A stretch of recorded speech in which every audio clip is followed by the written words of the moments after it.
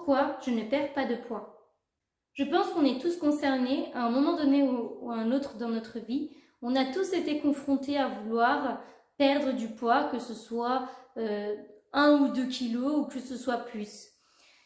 Et en fait, beaucoup de personnes se retrouvent confrontées à je ne perds pas de poids, je comprends pas, j'ai fait pourtant tout ce qu'il faut pour perdre du poids, mais je ne perds plus de poids ou je n'en perds pas.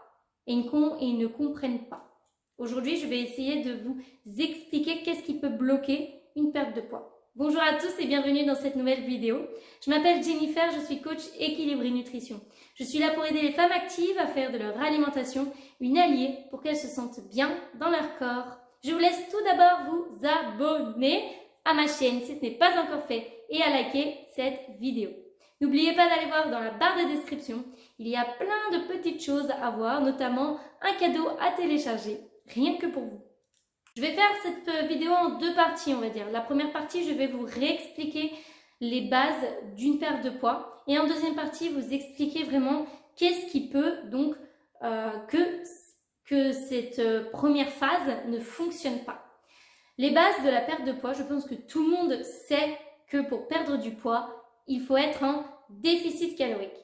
C'est-à-dire consommer moins que ce que l'on dépense ou alors dépenser plus que ce qu'on consomme. Tout simplement, c'est une espèce de balance. Et si vous voulez perdre du poids, il faut forcément faire pencher la balance d'un côté pour que il y ait un déficit qui se crée et que petit à petit, vous perdiez du poids.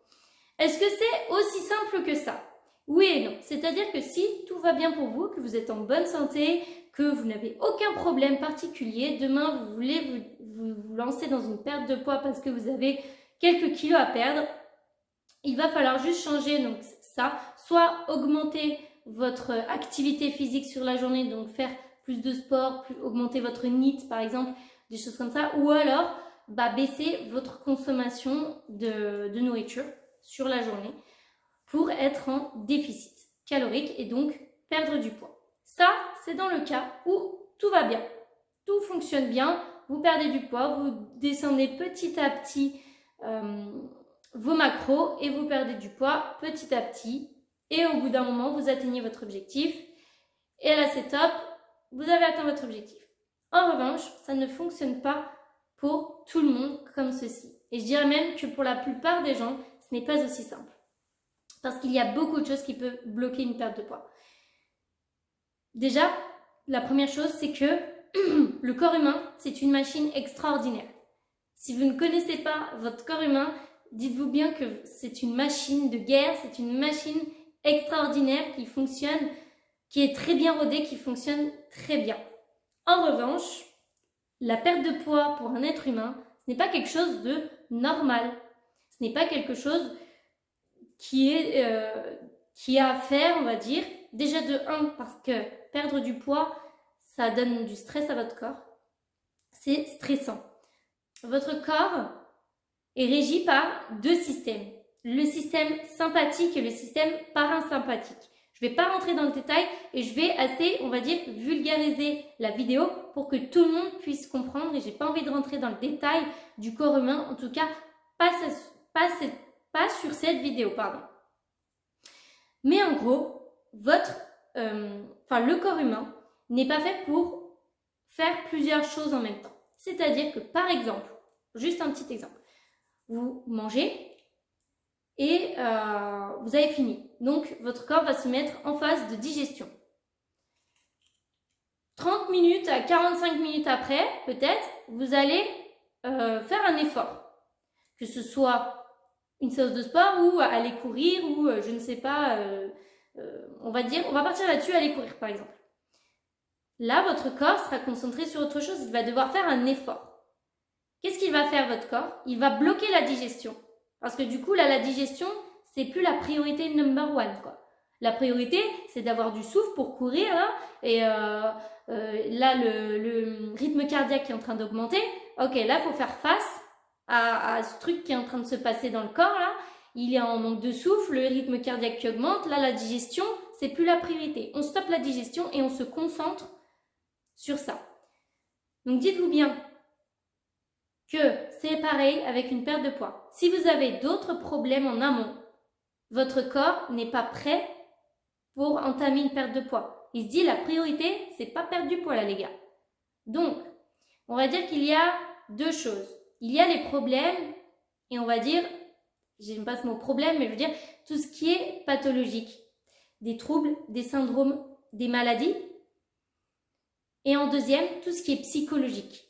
Donc tout ce qui est psychologique comme le stress, la fatigue, le manque de sommeil, les choses comme ça.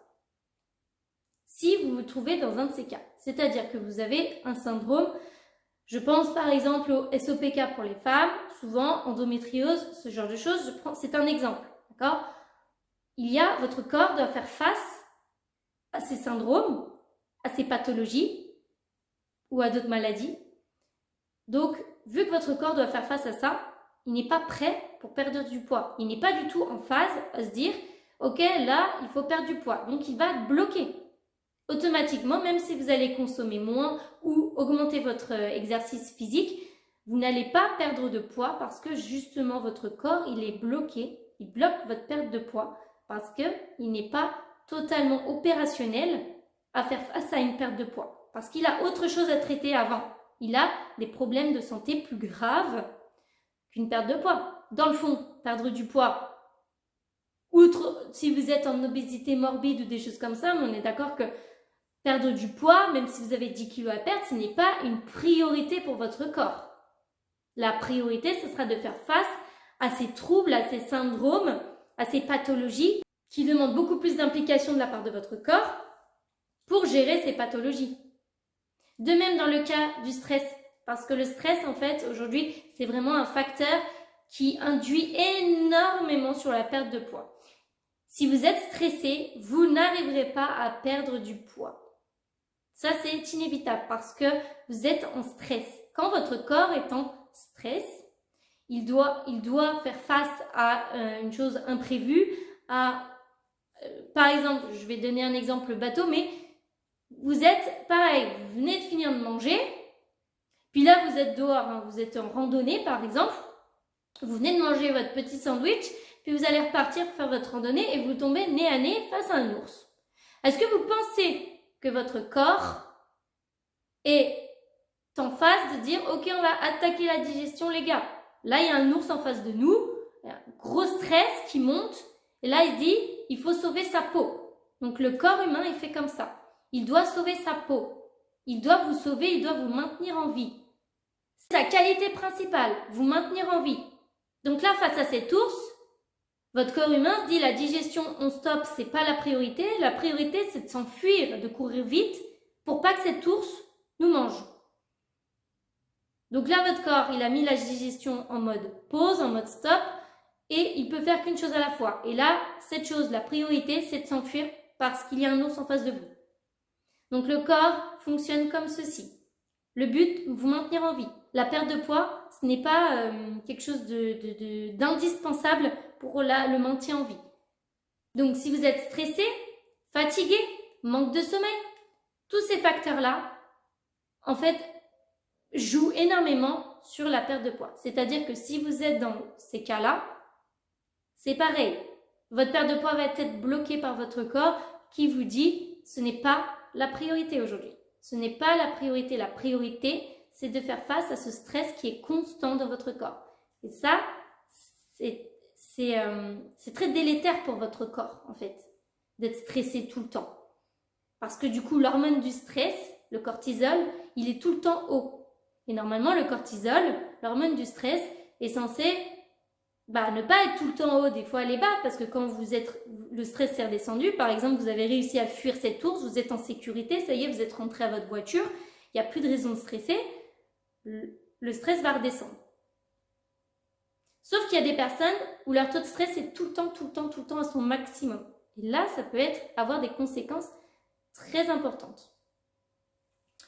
Donc, vous l'aurez bien compris que pour perdre du poids, il ne suffit pas seulement d'être en déficit calorique. Il y a d'autres choses à en prendre en compte. Donc, vous imaginez bien que si vous n'arrivez pas à perdre de poids aujourd'hui, soit ça peut être que vous y prenez mal, vous pensez être en déficit calorique, mais en réalité, vous ne l'êtes pas. De deux, vous êtes peut-être dans l'un de ces cas, c'est-à-dire que vous avez peut-être un trouble, un syndrome, une pathologie. Que vous le sachiez ou pas, hein, on est d'accord? Peut-être que vous le savez, peut-être qu'il y a des syndromes, des troubles que vous connaissez, que vous avez, mais peut-être que pour vous, vous dites, mais non, moi je suis en bonne santé, tout va bien. Mais si vous n'arrivez pas, si vous faites la première correctement, c'est-à-dire que vous êtes vraiment déficitaire, vous faites les choses correctement, mais que vous n'arrivez pas à perdre de poids, il faut creuser de ce côté-là avant de vous occuper réellement de votre perte de poids. Et donc là, à part consulter, ça va être compliqué de le faire tout seul, à moins que vous soyez médecin vous-même.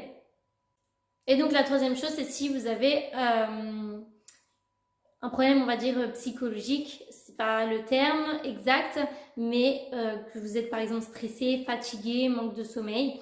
Donc si vous avez l'une de ces choses, ça peut expliquer que vous n'arrivez pas à perdre du poids. Ce qui pose un petit peu problème aujourd'hui dans notre société, c'est qu'en fait le corps humain n'est pas pris en compte de façon holistique. Qu'est-ce que ça veut dire? Ça veut dire que par exemple, et je ne dis pas ça pour pointer du doigt certains médecins ou les médecins en général ou quoi que ce soit, c'est pas ça, mais que souvent il va y avoir des jugements de la part de personnel soignant ou pas d'ailleurs, mais une personne qui est par exemple en surpoids, on va la juger directement en disant d'elle qu'elle mange n'importe quoi, qu'elle mange trop, qu'elle a qu'à se mettre au régime, que ci que ça, alors que dans certains cas, les personnes mangent sainement, je mets toujours ce mot entre parenthèses, vous savez pourquoi, mangent sainement, font du sport, ont une hygiène de vie à la limite de l'irréprochable et elles sont en surpoids. Mais elles sont en surpoids pour des raisons. Et c'est pas juste, en fait, aujourd'hui, quand vous allez voir votre médecin, vous allez lui dire que vous avez du poids à part, que vous n'y arrivez pas. Le médecin va vous dire, arrêtez les pizzas et les burgers. C'est déjà arrivé. Si je vous dis ça, c'est que c'est déjà arrivé avec des clients à moi ou même avec des personnes de mon entourage où en fait un médecin, pour un problème de santé, a dit arrêtez de manger des pizzas et des burgers sans connaître la personne. Alors que cette personne-là en plus ne mange ni pizza ni burger et elle fait du sport et elle a une hygiène de vie pas irréprochable, d'accord, parce que personne ne l'est, mais en tout cas, voilà, c'est quelqu'un qui bouge, c'est quelqu'un qui mange quand même relativement bien, qui se fait plaisir, mais voilà. Mais il n'y a pas en fait ça, il n'y a pas à avoir de jugement, il n'y a pas, parce qu'on ne connaît pas la vie des gens, on ne sait pas ce qui s'y passe. Et aujourd'hui, dans notre société, c'est jugement. On voit quelqu'un en surpoids, c'est forcément parce qu'elle mange mal et parce qu'elle sait pas faire ou parce qu'il faut qu'elle arrête de manger des pizzas, des burgers, je ne sais quoi, alors que non, c'est pas comme ça que ça se passe et c'est pas aussi simple que ça. On pourrait dire qu'avant, il y a plus de 50 ans en arrière, c'était relativement comme ça. Aujourd'hui, la plupart des gens sont stressés soit par leur travail, soit par leur vie privée, sont fatigués, sont ont plein de choses, que ce soit des pathologies, que ce soit des choses plus psychologiques. On n'arrive plus à dormir, il y a beaucoup de personnes qui ont des problèmes de sommeil. Et tout ça, bien sûr que ça joue sur notre corps, sur notre mental. Et si votre mental est bloqué, donc votre corps ne réagira pas et votre perte de poids sera bloquée. Et aujourd'hui, quand vous allez voir un spécialiste pour des pertes de poids, il ne va pas prendre en compte votre corps de façon holistique. Il va juste vous dire, c'est simple, pour perdre du poids, arrêtez de manger des burgers et des pizzas et allez faire du sport et mangez moins que ce que vous devez, que ce que vous consommez. Si c'était si facile, ça se saurait. Or aujourd'hui, c'est pas si simple. Et il y a plein de facteurs à prendre en compte, comme dont je viens de vous l'expliquer. J'espère vraiment que cette vidéo vous aura éclairé sur pourquoi vous ne perdez pas de poids, que vous allez peut-être trouver une explication aujourd'hui en vous disant « Oui, je me reconnais dans ce schéma-là, c'est qu'aujourd'hui, ça fait des mois, voire des années que je vais essayer de perdre du poids, mais je n'y arrive pas. » Donc j'espère vraiment que vous êtes reconnus là-dedans. Si c'est le cas, n'hésitez pas à me mettre des commentaires, à me dire que vous êtes dans ce cas-là ou que vous connaissez quelqu'un qui est dans ce cas-là. Et surtout, allez remplir mon bilan personnalisé pour qu'on regarde ensemble ce qu'on peut faire. À très vite dans une prochaine vidéo.